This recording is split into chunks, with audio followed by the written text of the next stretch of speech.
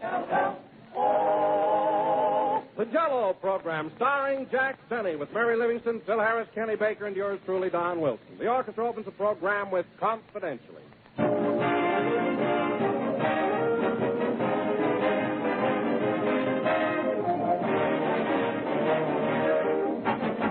When I was a kid spending the summer in the country, my grandfather used to tell me about the country stores when he was a boy.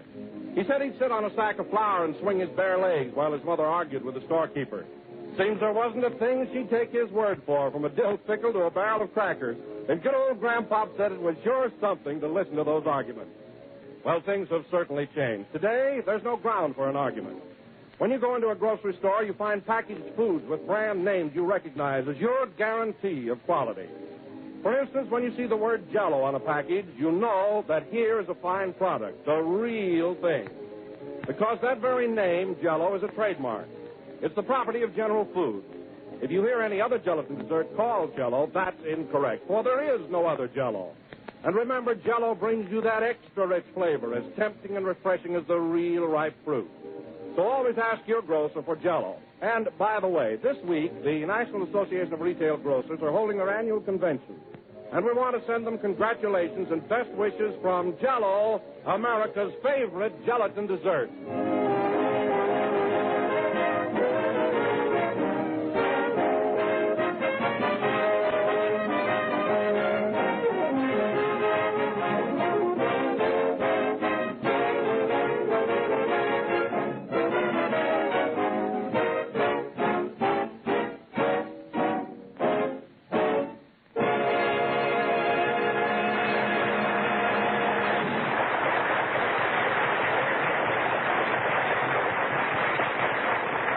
Confidentially played by the orchestra. And now, ladies and gentlemen, this being Father's Day, we bring you a man who is daddy to a polar bear, Jack Benny.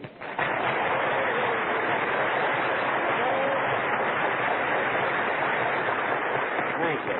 Hello again. This is Jack Benny talking, and Don, you're right. I do take rather a paternal attitude toward Carmichael. You know, that animal is like a child of mine. He's so affectionate. You're really very fond of him, aren't you, Jack? I certainly am. Believe me, we're going to have a lot of fun this summer on our trip to Alaska. Oh, are you taking Carmichael to Alaska? Yes, he has relatives in Skagway. 2 uncles and a sister-in-law, I believe. Huh? By the way, Don, what are you going to do on your vacation? Well, I haven't planned very much, Jack, but let me tell you something. When you see me next season, you're due for a big surprise. Well, what do you mean? Well, I'm going on a diet this summer and take off 10 pounds. My. You'll never know me. Don, you could take 10 pounds off your lower lip and nobody would know.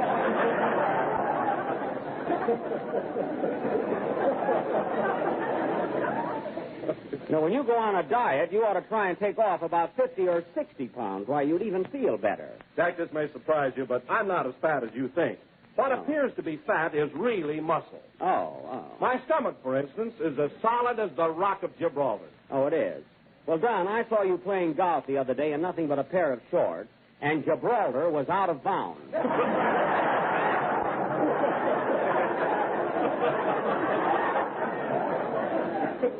What a physique. Say, Jack. Yes, Phil? I wouldn't talk about Don's figure if I were you. I've seen you around your swimming pool, and you're no Adonis in a bathing suit. Oh, I'm not, eh? Your chest caves in, your stomach sticks out, and your legs look like they were tired of it all.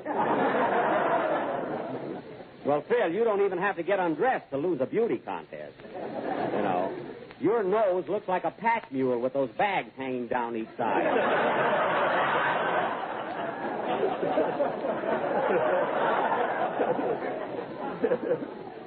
And by the way, have you got your other bags packed for Waukegan? You know, we're leaving tonight right after the broadcast. I'm all set, Jackson. Gee, I can hardly wait to see all my old friends and pals.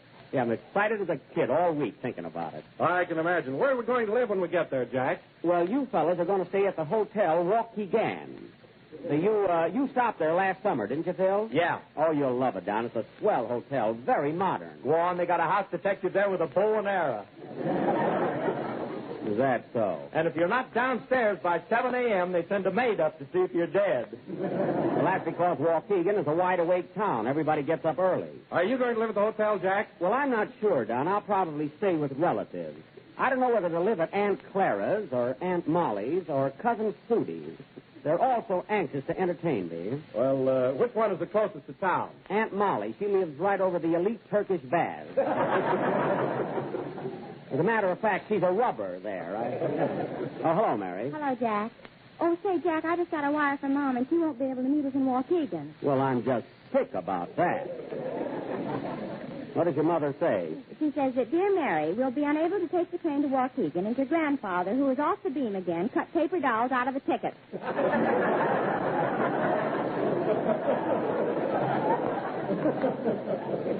No. Well, maybe you can go to Plainfield afterwards and visit your mother and father. By the way, Mary, this is Father's Day. Did you send your dad anything? I sure did. I sent Papa some cufflinks and studs for his dress shirt. Dress shirt? Well, your father never wore a full dress suit in his life. He does now. He got a job with an escort service. Oh, fine. Now, when he takes Mom to the movies, he charges her 60 cents an hour. Well, it's worth it to go out with her. Anyway, Mary, I'm glad you remembered your father. That was a sweet thought. Not only that, I sent him the cutest card with it, and I made up the words myself. You did? What was it? Oh, Daddy dear, I send you cufflinks with good cheer. And when you hawk them, which you'll do, if you can't get 5, go ahead, take 2.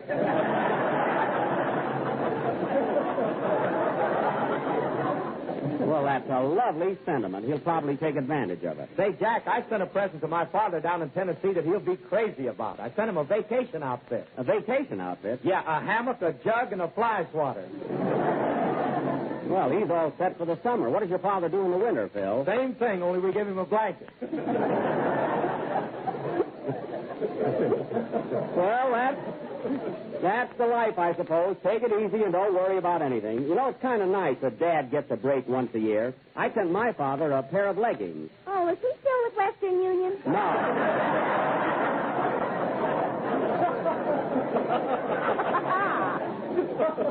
He wears them when he goes horseback riding. Say, Jack, you know what I sent my father for a present? Yes, Don, I know how many flavors it has, so don't get cute. Hello, Jack. Oh, hiya, Kenny. Say, Kenny, you all set to leave for Waukegan? You know, we're going right after the broadcast. Oh, sure. I got my suitcase downstairs on the sidewalk. On the sidewalk? Well, for heaven's sake, bring it in. Somebody's liable to steal it. Well, don't worry. Nobody will touch my suitcase. How do you know? I printed J. Edgar Hoover on it. Well, that's very clever, Kenny. How'd you ever happen to think of that? Oh, Kid Baker has a flash once in a while. You have it that. Now, Kenny, when we get to Waukegan, I want you to be on your best behavior and make a good impression. You know, I don't want you whistling at the girls like you do here. Can I wink at them? No. You can't whistle and you can't wink, so watch yourself. And now, folks... Can I wiggle my ears? No. You won't show off at all. I want everybody in Waukegan to say, now there's a nice boy. And now, folks... I'd rather have them run me out of town. Kenny.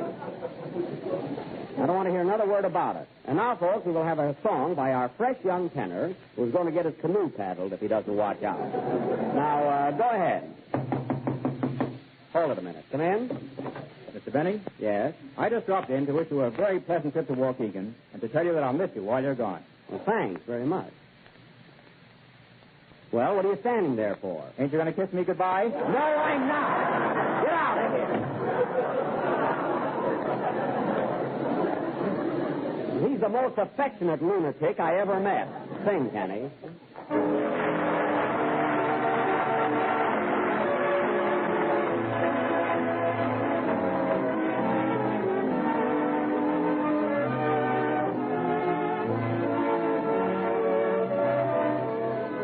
Don't worry about me. I'll get along. Forget about me.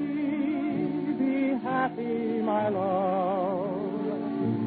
Darling, why should you cling to some faded thing that used to be? If you can forget, don't worry about me.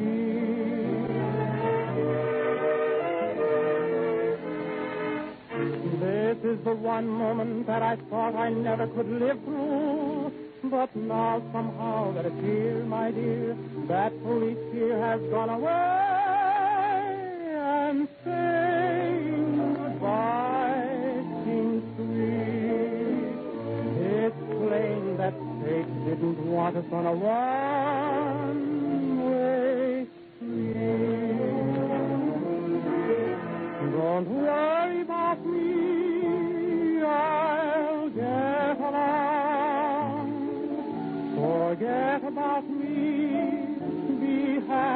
my love.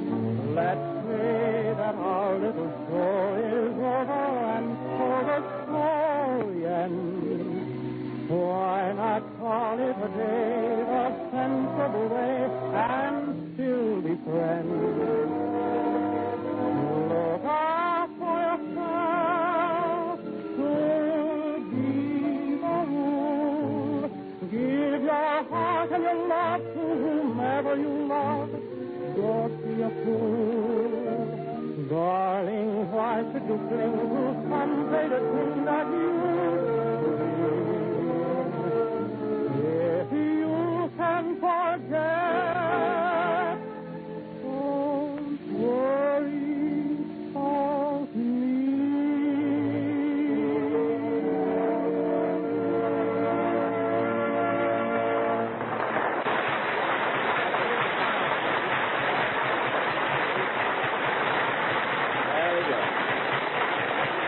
That was Don't Worry About Me, sung by Kenny Baker. And, Kenny, before I forget, I saw your picture, the Mikado, last night, and I thought you were swell in it. You look great in Technicolor. Oh, I thought I was too darn pretty. Well, that oughtn't to worry you. Good looks never hurt anybody. At least it's never hurt me. Can I say something, Jack? No. Anyway, the Mikado was a swell picture, Kenny, and you were grand in it. The Mikado. Say, that's a Western, ain't it? That was our musical director, folks. Phil, for your information, the Mikado is one of the most famous operettas ever written. No kidding. You're a fine musician, Phil. For you to pick up a baton and lead an orchestra is perjury. Why, Jack Benny, you didn't know what the Mikado was yourself until you saw the picture. I didn't know what the Mikado was? Why, Mary Livingston, before we went into the theater, I told you it was an Oriental story. You told me Charlie Chan was in it, too. All right, so I made one little mistake. But Phil has no excuse. He's supposed to have studied music. That studying don't mean nothing. Why, some of our greatest musical geniuses never studied music. Name one. Abe Lyman. Oh, fine. Lyman is worse than you are. He directs his boys with a rawhide whip. You know, funny thing about you and Lyman, Phil, you both started out as drummers, and now you both have your own orchestras. Proving what? Proving hooray for the red, white, and blue. It could only happen here.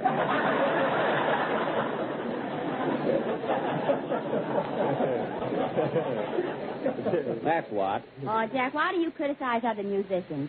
You took violin lessons for 12 years, and all you can play is Love and Bloom. All I can play is Love and Bloom. What's the matter with Thanks for the Memory? What's the matter with Deep Purple? Nothing until you start sawing on them. Listen, Mary, your opinion doesn't matter very much. If you want to know something, I've been complimented by Heifetz. Heifetz? Why, Heifetz doesn't even know you're alive. He does, too, because he tried to shoot me once.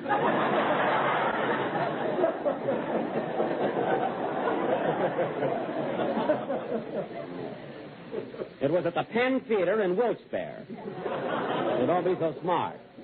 You know, I don't like to pat myself on the back all the time, but there's one instrument I've really mastered. Well, I can make a violin talk. You certainly can, Jack. Thanks, John. Why, many's the time I've heard your violin say, I'm proud to snuggle under the chin of the man who works for Jell-O. Oh, for Pete's sake. Because Jell-O is economical, easy to make, and comes in 6 delicious flavors. Strawberry, raspberry, cherry, orange, lemon, and lime. You mean my violin even knows the flavor? Yes, sir. Well, isn't that amazing? This stuff is strictly for the kids. It was pretty subtle, Baker, so go and sit down. And now, ladies and gentlemen, going from my talking violin to our last play of the season, tonight, the Benny Run Do Not Walk to the Nearest Exit players will present for your amusement, approval, and edification that stirring melodrama of the gay 90s, Lavender and Old Louse. Now, I will play Lavender, and our maestro will be the rest of the title. Now, in this play, I'll take it. Hello? Hello, boss. This is Rochester. All right, what do you want? Well, I just finished pressing your clothes for the trip, and I don't think you ought to take your white flannels with you. Why not? Well, you know that trouble I have with the toast every morning. Yes?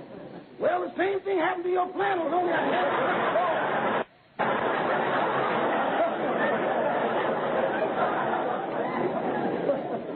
Rochester, did you burn a hole in my new white flannels? It ain't my fault, boss. It's that cheap material. Cheap material? What are you talking about? I paid $45 for those pants. $45? Yes. Is this you, boss? Yes, it's me.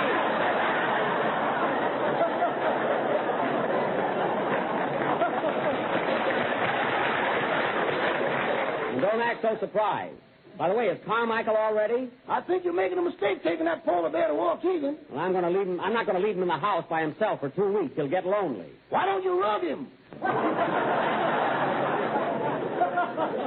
Rug him, Rochester. I'm getting tired of these constant threats against Carmichael. Now put him in that big packing box and take him to the station. I can't put him in that box, boss. Why not? I'm talking from there now. You're in the packing case? Well, for heaven's sake, where's Carmichael? He's sitting on the lid. Oh, my goodness. If I had a long pin, I'd dethrone him.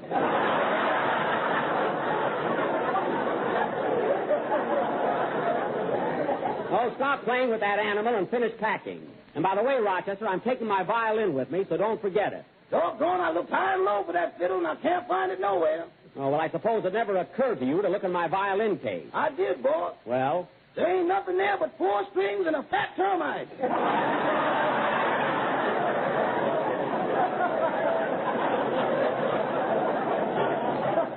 Now, don't give me that. The violin is around someplace. Now, get everything together. My trunks, bags, Carmichael, violin, and hurry down to the station. Okay. Can I take a taxi? What's the matter? Have the buses stopped running? Now, hang up and get going. Okay. Goodbye. Goodbye. Doggone, if I could get $3 a head, I'd quit this job. What? What did you say? Didn't I hang up? No, you didn't. Well, here goes. So long, boss. Guy is always complaining.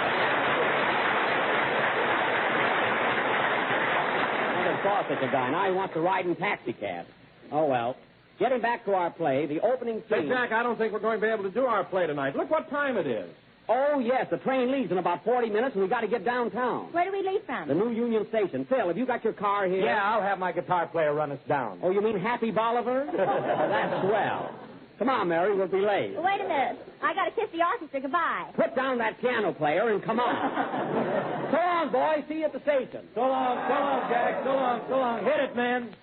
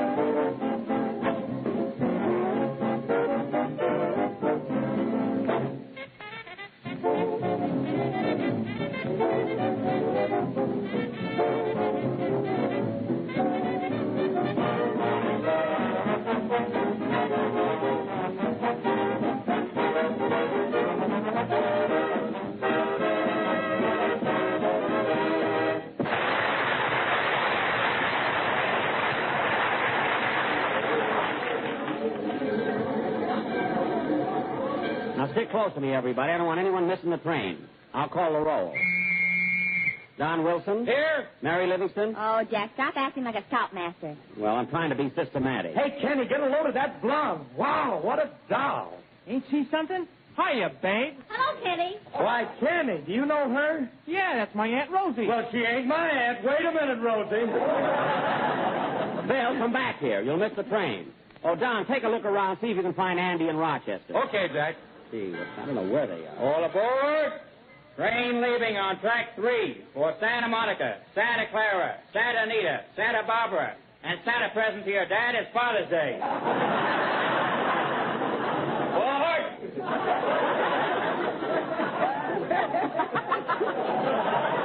Well, he's a topical announcer, I'll say that. Hey, Kenny, where's your suitcase? Somebody stole it. Somebody stole it. Well, that's awful. What are you going to wear on the train tonight? You haven't got pajamas or anything. I'll lend him a pair of my pajamas, Jack. Just give him the uppers, Don. He can use it for a nightgown. And tie a bell around his neck. He might get lost. Yeah. Oh, this is too complicated. I'll sleep raw. Sleep any way you want to. I don't care. Say, Mary, I'm going over and buy the tickets. I haven't got them yet. Okay, Jack. I'm going to get some magazines. Meet me here. All right. Well, let's see. Where's the ticket window? Oh, here it is. Pardon me. I'd like to buy 7 tickets to Waukegan. Waukegan. That's in Asia Minor, isn't it? No, it's in Illinois. I want 7 round-trip tickets to Waukegan, Illinois. Why don't you buy one way? You might like it there. I know I like it there. It's my hometown. But I got to come back here. I'm in pictures. So was I. Look at me now. Well, that's your tough luck. Now, hurry up. I got to make a train. Okay, here you are. And, oh, yes, I want berths. I want 4 uppers and 3 lowers. Well, you know, the lowers are higher than the uppers. I know. I did that in vaudeville 20 years ago.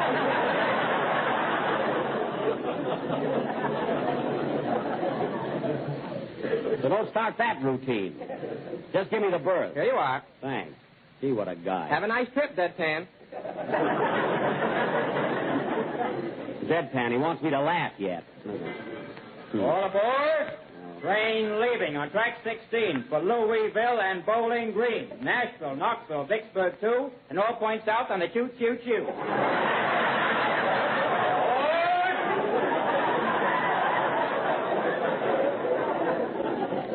That guy has more fun than the Ritz brothers. Now, let's see, where's the magazine stand? Oh, there's Mary now. Hey, Mary. Yeah? Did you get your magazine? Uh-huh. I got Look, Tick, Click, and Cluck. Oh, Cluck. That's that new one, isn't it? Yeah, it's got Kenny Baker's picture on the cover. Well, that ought to sell 1 million copies. Come on back there with me, Mary. I want to get a book. Okay. I want to get something light. A good mystery or something. Why don't you get Ferdinand the Bull? Ferdinand the Bull isn't a mystery. He is to the other bulls.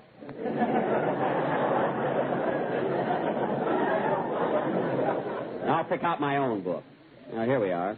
How do you do, sir? Now, how do you do? I'd like to get a book, please. A real good mystery story. Yes, sir. Have you read Phil Harris and his gang or Murder at the Wilshire Bowl? No, but I get what you mean. Say, Jack, here's a swell book, and it's a special. A special? What is it? The rains came and an umbrella for $2.50. Oh, that's by Louis Bromfield. He's a little too deep for me. Say, buddy, what's your best seller here? Well, our most popular book is Twin Infiltration Ungenfitted by Francis Jr. Funny, I never heard of that. Why, it's very popular. He also wrote Twin Infiltration and the Life of Amos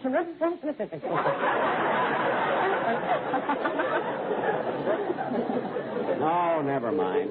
Come on, Mary. Wait a minute. Why don't you take this one, Jack? What's that? Ralph Lamb did it by George P. Slump-Bum. Don't you start that stuff. Hey, buddy, just give me a Saturday Evening Post. There you are. Come on, Mary, let's go. Goodbye. Any kind for it.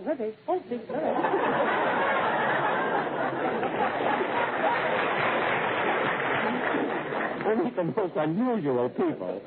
I wish Rochester would get here. He's making me very nervous. There's Don Wilson. Oh, Don. That's the information booth. I mean next to it. Pardon me, mister. No, now what? Can you tell me what time the airplane leaves here for San Francisco? Airplane? I'm afraid you're going to have a little trouble, buddy. Airplanes don't leave from a railroad station. Oh, you're one of those wise guys that knows everything.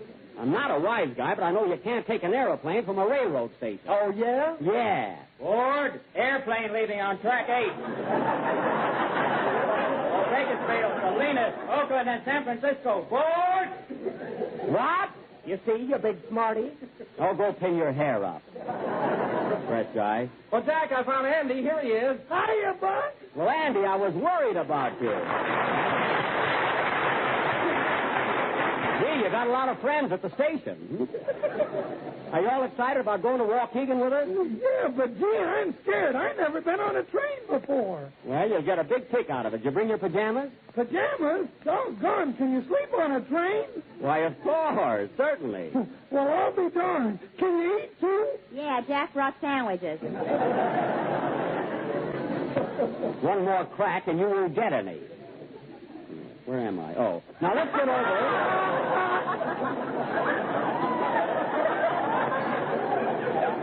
Hey, hate to miss my place at the station. Now, let's get over to the gate. How long does it take to go to Waukegan anyway? Well, Andy, we'll be on the train for 2 whole days and 2 nights. We will? Yep. Say, Buck, do they have... Yes, don't worry.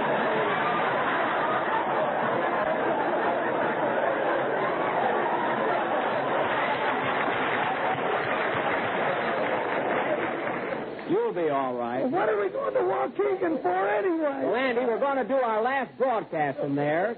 And besides, we're going to have the premiere of that new Paramount picture, Man About Town. Starring Jack Benny. Get it all in. Never mind. Hey, Phil, stick around here, will you? I don't want to have to look for you. Okay, Papa. Yeah, I wish Rochester would get here. The train will be pulling out in a few minutes. Well, it's your own fault, making him look all over the house for that violin. Why do you want to take it to Waukegan anyway? Because my old violin teacher, Charlie Lindsay, will be at the premiere. And I want to show everybody in Waukegan what he's done for me. Well, that's the dirtiest trick I ever heard of. Oh, yeah? Well, I'm going to practice every day on the train. Oh, Greyhound, where is thy depot? Phil, if you don't like it, you can stay home. All aboard. Train leaving on track 7 for Grub Hollow, Possum Junction, Squirrel Center, Beaver Creek, Mud City, and Waukegan. Oh, my goodness, there's our train, and Rochester isn't here yet. Yeah, boy. Well, it's about time. You got all the stuff with you? Yep, pump, bag, violin, and everything. Good. Where's Carmichael? He's buying the tickets. I bought the tickets already. Carmichael, come here. Come on, gang, let's go.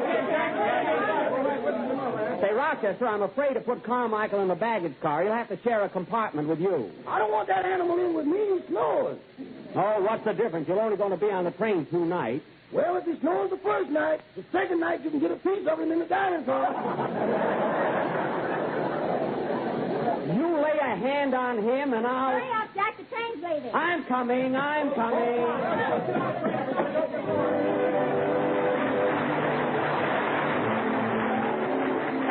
It's not true that nobody does anything about the weather.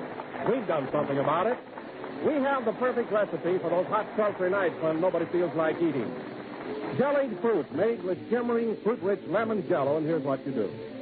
Dissolve 1 package of lemon jello in 1 pint of hot water and chill until slightly thickened. Then fold in 1 can of fruit salad cut into small pieces. Mold until firm and serve as dessert or salad, either one. It's swell.